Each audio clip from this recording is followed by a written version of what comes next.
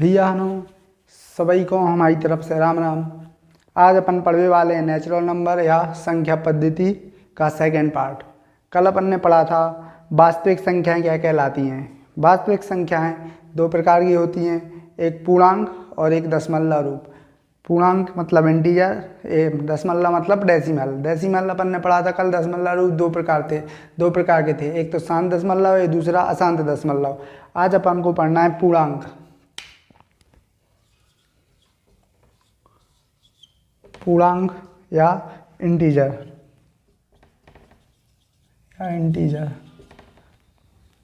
पूर्णांक या इंटीजर। पूर्णांक दो प्रकार के होते हैं, एक तो होते हैं धनात्मक पूर्णांक, एक होता है ऋणात्मक पूर्णांक। एक होता है धनात्मक पूर्णांक, एक होता है ऋणात्मक पूर्णांक। धनात्मक पूर्णांक कौन से कहलाते हैं? 1 2 3 4 से लेके इन्फिनिटी तक ये होते हैं धनात्मक पूर्णांक। और ऋणात्मक पूर्णांक होते हैं माइनस इन्फिनिटी माइनस से -3 -2 -1 यहाँ तक। जो माइनस में होते हैं वो सारे ऋणात्मक पूर्णांक और जो प्लस में होते हैं वो धनात्मक पूर्णांक। एक क्वेश्चन देखते हैं, जीरो क्या है? जीरो क्या धनात्मक पूर्णांक है क्या ऋणात्मक पूर्णांक है? हमेशा याद रखना, जीरो ना तो धनात्मक पूर्णांक है ना ही ऋणात्मक पूर्णांक है। जीरो ना तो धनात्मक पूर्णांक है और ना ही ऋणात्मक पूर्णांक है। अब देखते हैं पूर्णांक में, पूर्णांक दो टाइप के होते हैं, धनात्मक पूर्णांक और ऋणात्मक पूर्णांक।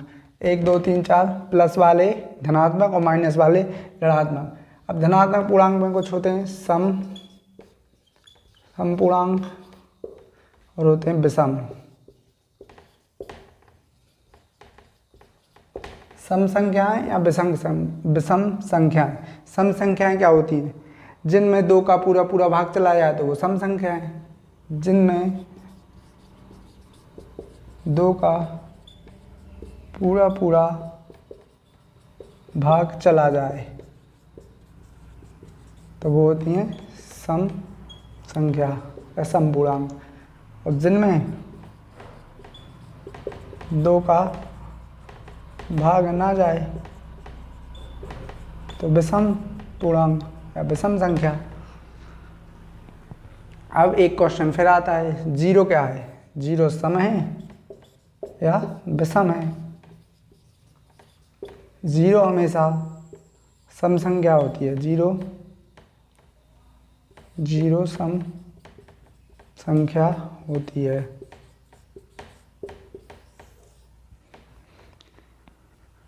ठीक है, इतना आया समझ में। अपन ने पढ़ा पूर्णांक इंटीजर, पूर्णांक या इंटीजर।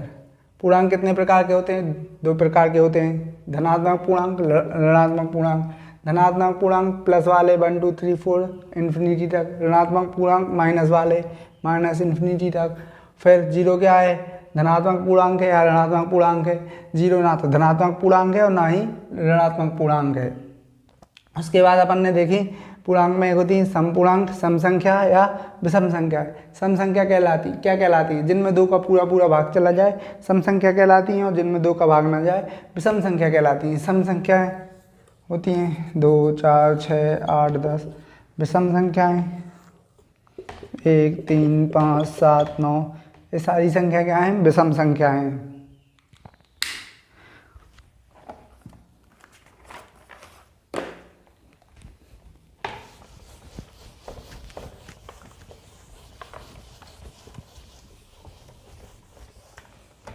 अब देखते हैं नेचुरल नंबर या प्राकृतिक संख्याएं।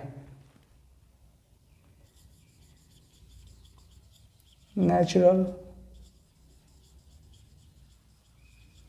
नंबर या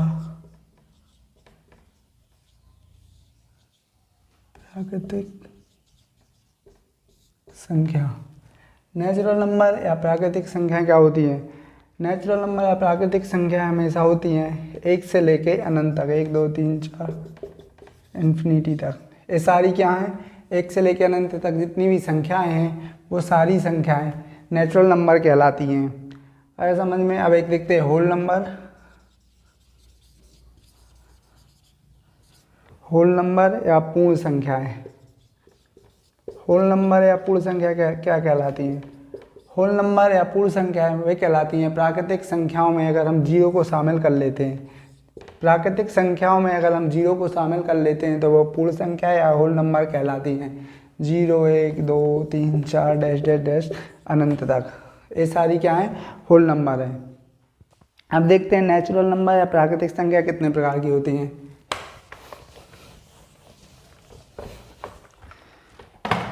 नेचुरल नंबर या प्राकृतिक संख्या दो प्रकार की होती हैं। एक तो अभाज्य संख्या है, दूसरी होती है भाज्य संख्या है। अभाज्य संख्या या भाज्य संख्या है। अभाज्य संख्या क्या कहलाती हैं?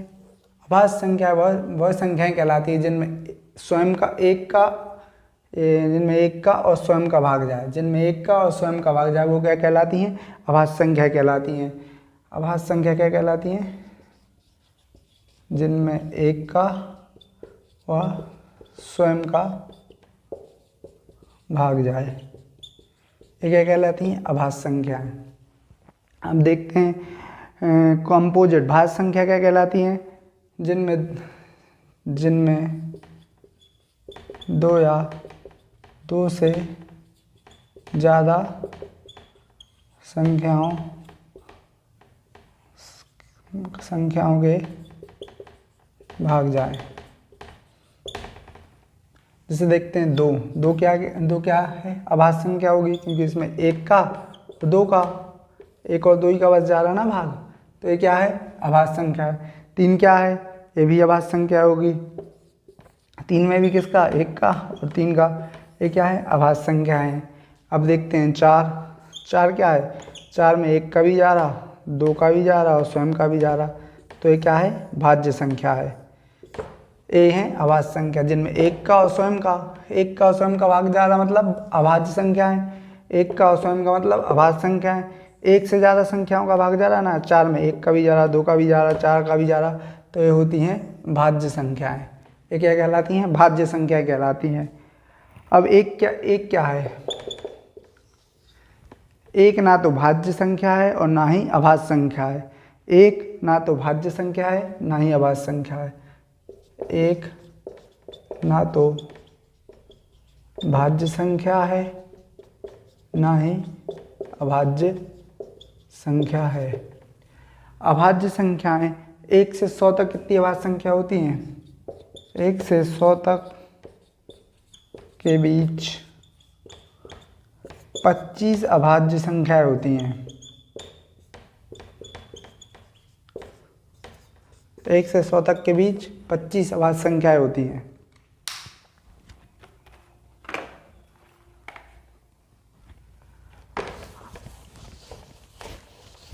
अब देखते हैं संपूर्ण संख्या या परफेक्ट नंबर क्या होता है।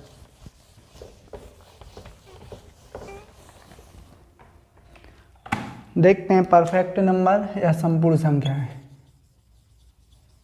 परफेक्ट नंबर या संपूर्ण संख्या। परफेक्ट नंबर या संपूर्ण संख्या क्या होती हैं? जिसके उचित गुणनखंड का योग या उस संख्या के बराबर हो। जिसके उचित गुणनखंड का योग उस संख्या के बराबर हो। जिसके उचित गुणनखंड का योग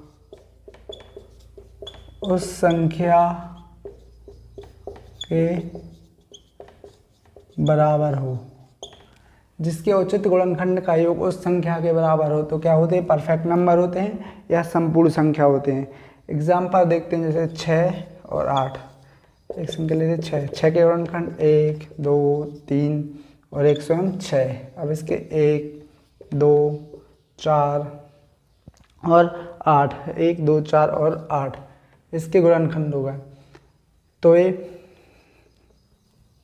6 और 8 एक क्या है? इसके गुणनखंड हो गए। तो पहली वाली संख्या 6 और 8 को छोड़ के जो इनका योग है ना, इनका योग इसके बराबर होना चाहिए। 1 धन 2 धन 3, 3 2 5 और 1 6। ये तो क्या है, परफेक्ट संपूर्ण संख्या है। इसको देखते हैं क्या ये संपूर्ण संख्या है। 4 धन 2 धन 1, 4 2 6 और 1 7। 7 और 8 बराबर है क्या, नहीं है, तो ये संपूर्ण संख्या नहीं है। ये क्या है, संपूर्ण संख्या है। ठीक है, जिसके उचित गुणनखंड का योग उस संख्या के बराबर हो, इनके उचित गुणनखंड कहलाते हैं। उस संख्या को छोड़ के ये उचित गुणनखंड है, इनका योग इसके बराबर है, तो ये संपूर्ण संख्या है। और इसका योग इसके बराबर नहीं है, तो ये संपूर्ण संख्या या परफेक्ट नंबर नहीं है। अब देखते हैं कितनी होती हैं संपूर्ण संख्या। एक तो 6 होती है, 28 होती है, 496 और एक होती है 81 28। ये हैं संपूर्ण संख्याएं, इतनी हैं संपूर्ण संख्याएं। अब इसके कुछ क्वेश्चन देखते हैं।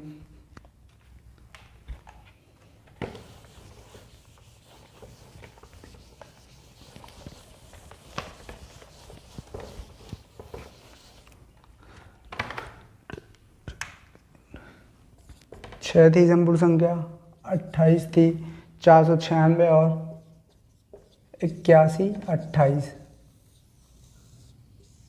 सबसे छोटी संपूर्ण संख्या कौन सी है, सबसे छोटी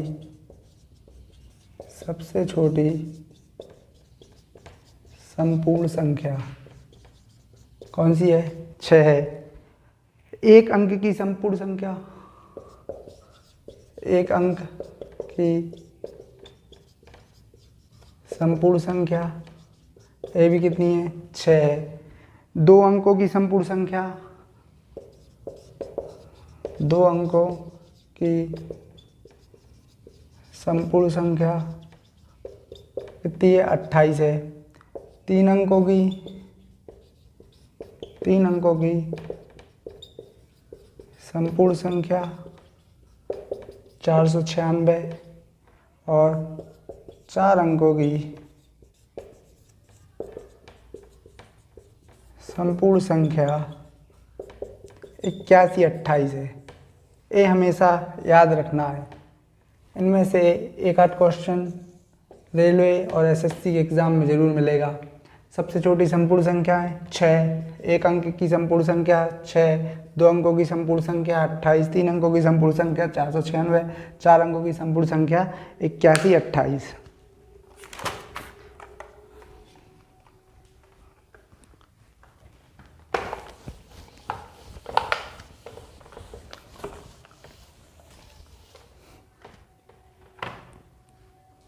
अब एक क्वेश्चन देखते हैं। कोई भी 2 अंकों की संख्या को पलटने पर उनका अंतर हमेशा विभाजित, उनका अंतर हमेशा किससे विभाजित होगा, किससे विभाजित होगा। कोई भी 2 अंकों की संख्या को पलटने पर उनका अंतर हमेशा किससे विभाजित होगा। एक क्वेश्चन हमेशा आता रहता है, सिंपल सा क्वेश्चन है। कोई भी संख्या ले लो, जैसे अपन ने ली 35 ली, 35 इसके अंक को जी है ना। कोई भी 2 अंकों की संख्या को पलटने पर उनका अंतर हमेशा विभाज्य होगा। सॉरी कोई भी 2 अंकों की संख्या को पलटने पर उनका अंतर हमेशा किससे विभाजित होगा। 35 53 13 में से 5 गए, कितना बचा 9 नहीं, 13 में से 5 गए 9, हाँ 8 बचा, 8 हाँ से लाइए, 5 में से 4 गए 1, 18, 18 किससे विभाज्य 9 से, 9 कम 9 9 दूनी 18। कोई भी संख्या ले लो, 76 ले लो, इसके अंक पलट दो, 67 कर दो, 16 में से 7 गए, कितना बचा 8 बचा, 9 बचा, हाँ से लाइए 1, 7 में से 7 गए 0, 9 किससे विभाजित है 9 से, 9 को 9 से काट दो। इस तरीके के क्वेश्चन आते रहते हैं। क्वेश्चन और देख लो, जैसे 56 ले लो, इसको 65 कर दो, अंक पलट दिए ना 56 के, अंक पलट दो 65 माइनस कर दो 56, 15 में से 6 गए 9 हासिल आई 1, 6 में से 6 घट कर 9 किससे विभाजित है 9 से विभाजित है ना, तो इसका आंसर हमेशा होगा 9। कोई भी दो अंकों की संख्या को पढ़ने पर उनका अंतर हमेशा किससे विभाजित होगा, 9 से विभाजित होगा, 9 से विभाजित होगा।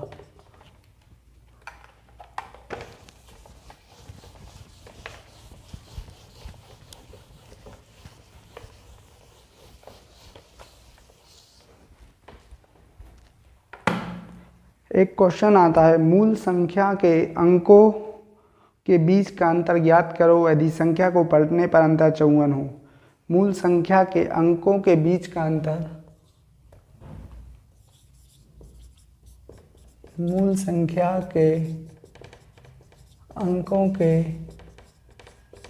बीच का अंतर ज्ञात करो, मूल संख्या के अंकों के बीच का अंतर ज्ञात करो यदि संख्या को पलटने पर, यदि संख्या को पलटने पर अंतर कितना हो, 54 हो, अंतर पलटने पर अंतर 54 आता हो। इस टाइप का कोई भी क्वेश्चन आए तो हमेशा 9 से भाग दे दो, 9 × 54, इसका आंसर यही होगा, हमेशा किससे भाग देना है, 9 से। मूल संख्या के अंकों के बीच का अंतर ज्ञात करो यदि संख्या को पलटने पर अंतर 54 आता हो, तो इस टाइप के क्वेश्चन में हमेशा किससे भाग देना है, 9 से भाग देना है। एक और देखते हैं, मूल संख्याओं के बीच का अंतर ज्ञात करो यदि संख्या के अंकों को पलटने पर अंतर 18 आता हो। सेम क्वेश्चन है, मूल संख्याओं के अंकों के बीच का अंतर ज्ञात करो यदि संख्या को पलटने पर अंतर कितना आता हो, 18 आता हो। कुछ नहीं, 9 से भाग दे दो, 9 × 9 9 × 2 = 18, इसका आंसर कितना होगा, 2। इस तरीके से हम निकाल सकते हैं।